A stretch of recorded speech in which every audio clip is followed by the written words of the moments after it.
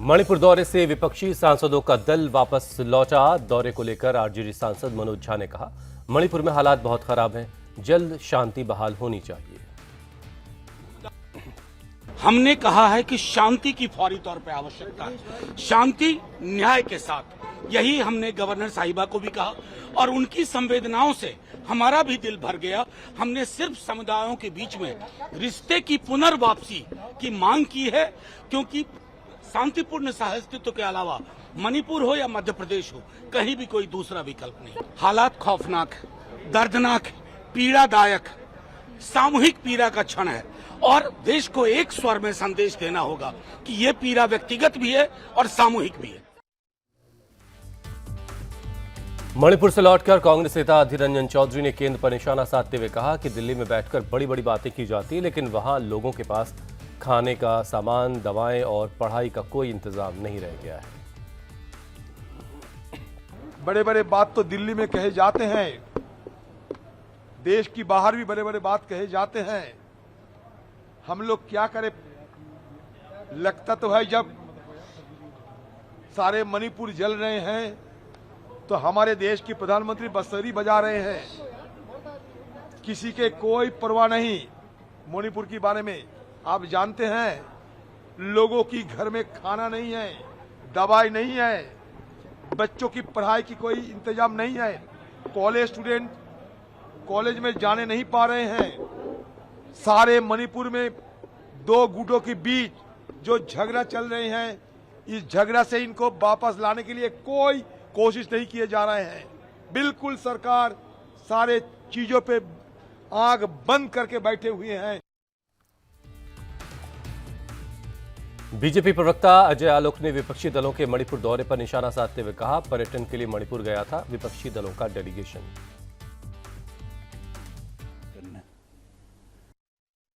ऐसा है कि ये INDIA के जो ये 20-21 सांसदों का दल गया है मणिपुर, ये कुछ करने नहीं गए हैं, ये वहाँ गए हैं मणिपुर टूरिज्म करने। घटना के 2.5 महीने के बाद जाके संसद पे चर्चा करते, एक संसद से संदेश निकलता, मणिपुर की जनता सुनती, उनको लगता कि सारा संसद एक सुर में उनके लिए बोल रहा है। तो मणिपुर पर तो चर्चा कर नहीं सकते हैं, वहाँ जाके असेसमेंट क्या खाक पत्थर करेंगे? ये राहुल गांधी गए थे असेसमेंट करने ना 1 महीने पहले, सिर्फ एक समुदाय से मिल के आ गए। ये कोई मलहम लगाना होता है? और जख्मों को भी चुनेंगे कि इस जख्म पे मलहम लगाएंगे, इस जख्म पे नहीं लगाएंगे। ये तो अप्रोच है इनका। विपक्षी सांसदों के मणिपुर से लौटने के बाद बीजेपी ने कहा, विपक्ष सिर्फ दिखावा कर रहा है, जिस पर भूपेश बघेल ने पलटवार करते हुए कहा, हिंसा डबल इंजन सरकार की नाकामी है। यदि वो दिखावा है तो भारतीय जनता पार्टी के लोग कमेटी बनवाना जाते क्यों? मतलब वो कमेटी बना के छत्तीसगढ़ में जाए तो ठीक है, और यदि इंडिया यदि टीम बना के चल दे तो दिखावा है, और वहाँ तो स्थिति ठीक कर लेना। अभी भी 90 दिन हो गया है, मणिपुर जल रहा है और उसको रोकने की डबल इंजन सरकार कोई प्रयास नहीं कर रही है। अब वो बहाने ढूंढ रही है, वो चीन का कि इसका उसका। मतलब ये है कि आप सुधार नहीं सकते तो दूसरे पर दोष मत दो। तो चीन का भी है तो रोकने का काम तो आपका ही है। ये तो और उल्टा हो गया, केंद्र सरकार के और नाकामी सिद्ध हो रहा है। चीन यदि इस प्रकार से हरकतें करवा रहा है तो भारत सरकार की नाकामी है।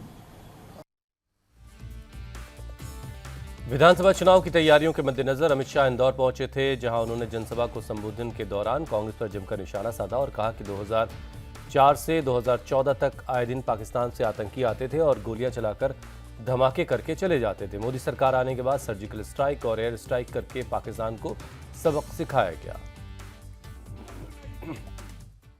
सोनिया मनमोहन की सरकार थी, यूपीए की सरकार थी, 4 से 14 तक आए दिन पाकिस्तान से आलिया, मालिया, जमालिया आते थे और गोलियां चलाकर बम धमाके कर कर चले जाते थे। और केंद्र की सरकार ऊप तक नहीं करती थी। मोदी जी की सरकार आई, पाकिस्तान को लगा फिर से एक बार कर लेते हैं। उरी और पुलवामा में उन्होंने सेना के और सीआरपीएफ के जवानों पर हमला किया, वो भूल गए। कि यूपीए की सरकार नहीं है, भाजपा वालों की सरकार है।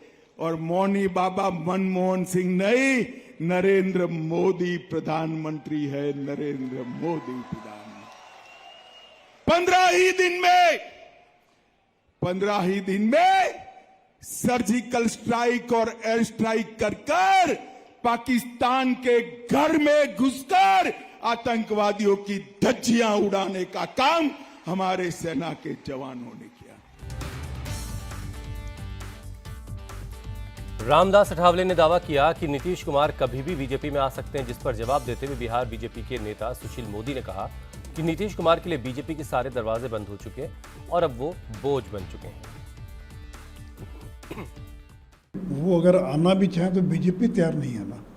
और रामदास अठावले ना तो बीजेपी के प्रवक्ता है ना एनडीए के प्रवक्ता है। वो एक पार्टी के नेता हैं, केंद्र में मंत्री हैं, तो ये उनका व्यक्तिगत विचार होगा, उनकी सदिच्छा होगी। लेकिन बीजेपी ने अपने सारे दरवाजे बंद कर रखे हैं और बीजेपी ने तय कर लिया कि नीतीश कुमार अगर नाक भी रगड़ ले, कुछ भी प्रयास कर ले, अगर चाहें भी तो भी बीजेपी उनको स्वीकार नहीं करेगी। अब देखिए वो तो एक बोझ बन चुके हैं। अब तो राष्ट्रीय जनता दल भी उनको बहुत दिनों तक ढो पाएगी, ऐसा मुझे संदेह लगता है। अब वोट ट्रांसफ़र करने की उनकी क्षमता खत्म हो गई। पिछले विधानसभा चुनाव में देखा कि अगर नरेंद्र मोदी नहीं आते तो 44 सीट वो नहीं जीत पाते। तो इसलिए राजनीति में अगर आपकी वोट की ताकत आपके पास है तब तो आपका महत्व है, नहीं तो उसका कोई महत्व नहीं है। नीतीश कुमार के बीजेपी में जाने के दावे पर कांग्रेस नेता उदित राज ने कहा कि ये बस कहने सुनने की बात है। नीतीश जी बीजेपी में अब नहीं जाने वाले। कहने की बात है, नीतीश जी आएंगे ही नहीं। नीतीश जी लात मार करके गए, आएंगे नहीं। ये तो किसी को ले लें, ये हालत है कि ऐसे 10 दल हैं जिनको एनडीए में 25 दल थे एनडीए में, जिनके एमपी ही नहीं थे। ते तो किसी के दरवाजे पर जा कर के शरणम गच्छामी करने को तैयार हैं। तो ये तो खैर कैसे कह देंगे कि अंदर से, अंदर की हालत इनकी बड़ी पतली है।